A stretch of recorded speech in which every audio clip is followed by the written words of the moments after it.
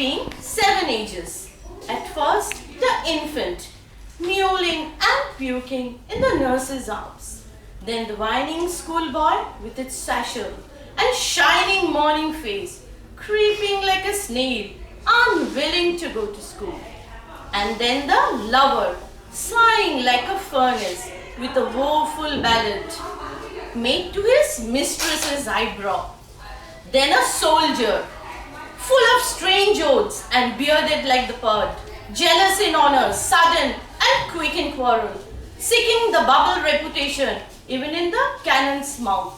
And then the justice, in fair round belly, with eyes severe, and beard of formal cut, full of wise saws and modern instances. And so he plays his part.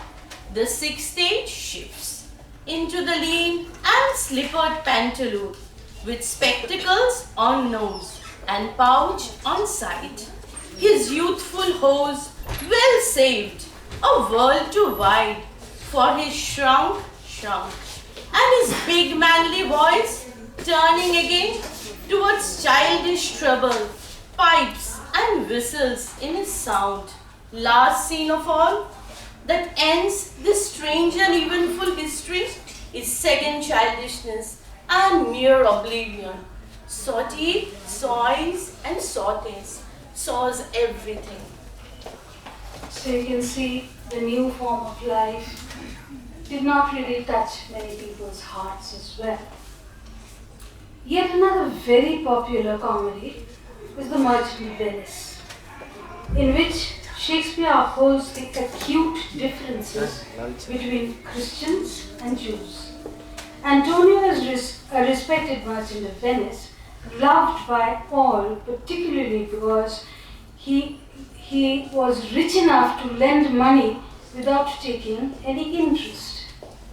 Needless to say, he is a Christian and he looks down upon Shylock, a moneylender who is a Jew. In those days, the Jewish community was marginalized in society.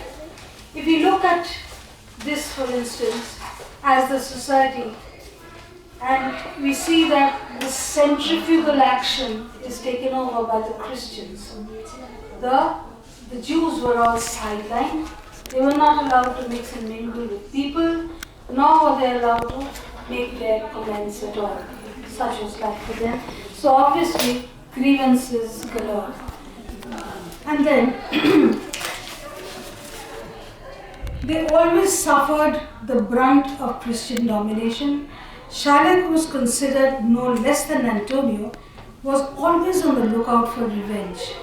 Critics who have tried to decide whether Shylock is a murderous rascal or a sensitive man who had suffered racial prejudice till his mind has been poisoned by hatred. Ironically, Antonio finds himself in deep debts and no money in hand. His ships laden with merchandise had gone out to sea and had not come back.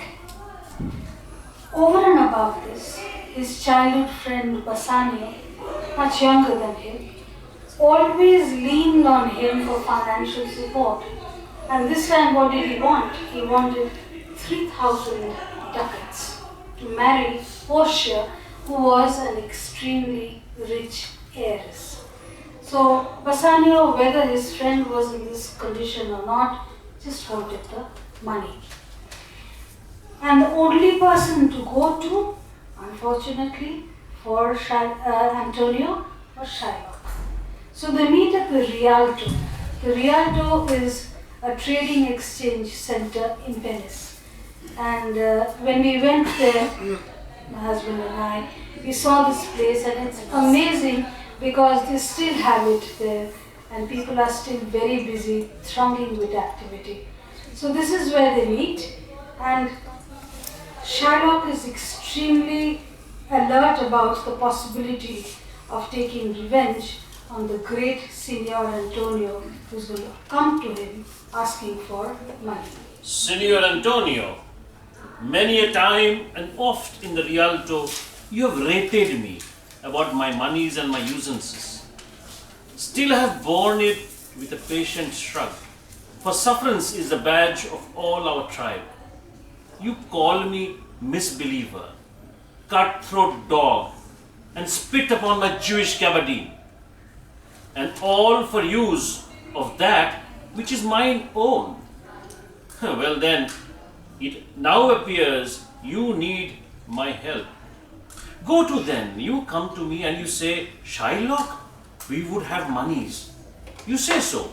You that did void your realm upon my bed and foot me as you spurned a stranger cur over your threshold, money is your suit. What should I say to you? Should I not say, hath a dog money? Is it possible a cur can lend 3,000 ducats? Or shall I bend low and in a bondman's key, with bated breath and whispering humbleness, say this? Fair sir, you spit on me on Wednesday last. You spurned me such a day. Another time you called me dog. And for these courtesies, I lend you this much monies. So that was Shakespeare's comedies. I choose to do just two because you can go on and on. We now look into tragedy. No discussion on Shakespeare is actually complete without tragedy. One of Shakespeare's most popular plays in this category is Julius Caesar. This play revolves around one of Shakespeare's favorite themes, ambition. The mighty Julius Caesar had conquered many lands and had returned home to a hero's welcome. There are some who felt that he was over-ambitious and his wings must be clipped. There are some who felt that he should not fly any higher. There is Brutus, his best friend, who blindly trusted him, was convinced by the opposing army composed of Caesar's own soldiers led by Cassius. And he too begins to wonder that time has now come for his wings to be, or his ambition to be, curbed. So as luck should have it, while Julius Caesar is waiting to be coronated once again, the people I'm speaking about, Brutus and the other soldiers, mercilessly stab him. And the last stab actually comes from Brutus himself. And he says, "Et tu, Brute," then falls Caesar. Meaning, if you can do this to me, then well, there's nothing left. I cannot live anymore. Unfortunately, Caesar had only trained Mark Antony as his successor. Now, Mark Antony was a young man, a reveler. He played a lot. He didn't seem to show much interest in anything else, certainly not politics. So this was actually one of the main reasons why everyone was so offended. But after Caesar dies, Antony takes out his body into the public, and we see Antony in his true colors as he speaks to each and every one over there about the purpose of his speech. Friends, Romans, countrymen, lend me your ears. I come to bury Caesar, not to praise him. The evil that men do lives after them. The good is oft interred with their bones, so let it be with Caesar.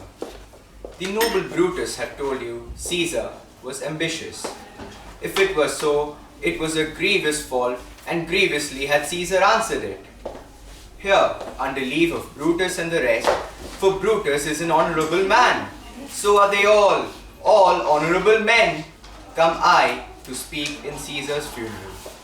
He was my friend, faithful and just to me. But Brutus says he was ambitious, and Brutus is an honorable man. He had brought many captives home to Rome, whose ransoms did the general coffers fill. Did this in Caesar seem ambitious? When did the poor have cried, Caesar hath wept? Ambition should be made of sterner stuff. Yet Brutus says he was ambitious, and Brutus is an honorable man. You all did see that on the Lupercal I thrice presented him a kingly crown which he did thrice refuse. Was this ambition? Yet Brutus says he was ambitious, and sure he is an honourable man. I speak not to disprove what Brutus spoke, but here I am to speak what I do know. You all did love him once, not without cause. What cause withholds you then to mourn for him? O judgment, thou art fled to brutish beasts, and men have lost their reason. Bear with me. My heart is in the coffin there with Caesar, and I must pause till it come back to me. A moment of pathos, which definitely touched me, and I'm sure it has touched you also. One of the most dark, intense tragedies of Shakespeare is Macbeth. Also about a mission and a bit of supernatural stimulation is to do with Macbeth's strong belief that he was the next king of Scotland. Not only was he related to King Duncan of Scotland, he was also his most beloved soldier. More than Macbeth, his wife, Lady Macbeth, toys with the idea of killing him. Banquo, Macbeth's friend, was the only other person who was privy to the prediction made by the witches who actually start the whole ball rolling. Thus it was necessary to get rid of Banquo as well. One after the other, people died, and Macbeth begins to realize the futility of his ambition. Tomorrow and tomorrow and tomorrow creeps in this petty pace from day to day to the last syllable of recorded time. And all our yesterdays have lighted fools the way to dusty day. Out, brief candle.